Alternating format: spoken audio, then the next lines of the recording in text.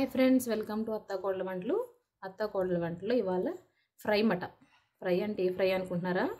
ఆకాకరకాయ fry. ఇప్పుడు మనకి ఆషాఢ మాసంలో వచ్చే ఆకాకరకాయలు, సీజన్లో వచ్చే ఏదైనా కూరగాయలైనా ఫ్రూట్ అయినా మనం తినాలి కాబట్టి ఇంకా నేనైతే ఆకాకరకాయలు తెచ్చుకున్నాను.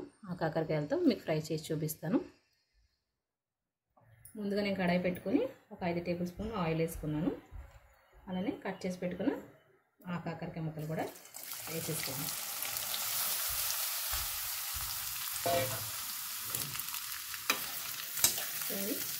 ఆకాకరకాయని బాగా ఫ్రై చేసుకోవాలి. ఇది హై ఫ్లేమ్లో కాకుండా మనం మీడియం ఫ్లేమ్లో పెట్టుకుని ఫ్రై చేసుకోవాలి. ఒకసారి కలిపేసుకుందాం. ఇలా కలిపేసుకున్నాక ఒక 5 నిమిషాల పాటు మూత పెట్టేసుకుందాం. మూత పెట్టుకుని మధ్య మధ్యలో ఒకసారి తీసుకుని కలుపుకోవాలి. ఇప్పుడు మూత తీసి ఒకసారి కలుపుకుందాం. కలుపుకున్నాక దీంట్లోకి మనం కారం ప్రిపేర్ చేసుకుందాం.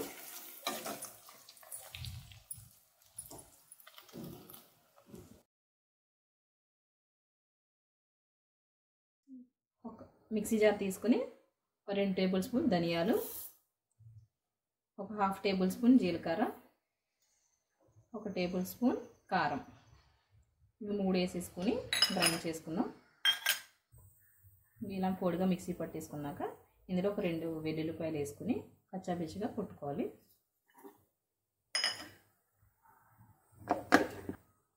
ఇలాగా కచ్చాపిచ్చగా కొట్టుకోవాలి. ఇప్పుడు మూత తీసి చూద్దాం. మూత తీసినాక ఒకసారి కలిపేసుకుని ఇప్పుడు కరివేపాకు వేసుకుందాం.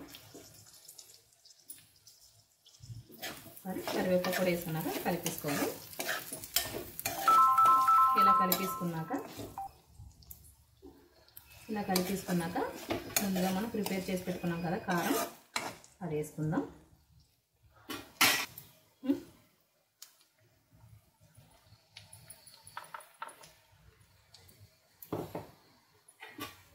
ఇలా వేసుకుని మొత్తం అంతా కలుపుకోవాలి, ముక్కకి పట్టేలాగా. చూడండి, మసాలా వేయగానే ఎంత కలర్ఫుల్గా కనిపిస్తుందో. అలానే గుమ్మగుమ్మలు కూడా నాకు బాగా చెప్పలేకపోతున్నాను, అది ఎలాగని ఎక్స్ప్లెయిన్ చేయలేకపోతున్నాను మీకు, కానీ గుమ్మగుమ్మలు ఆడుతుంది ఫ్రై. ఒకసారి మీరు కూడా ట్రై చేయండి. చూడండి, ఇలా ఒకసారి కలుపుకున్నాక ఇప్పుడు రుచికి సరిపడా సాల్ట్ వేసుకుందాం.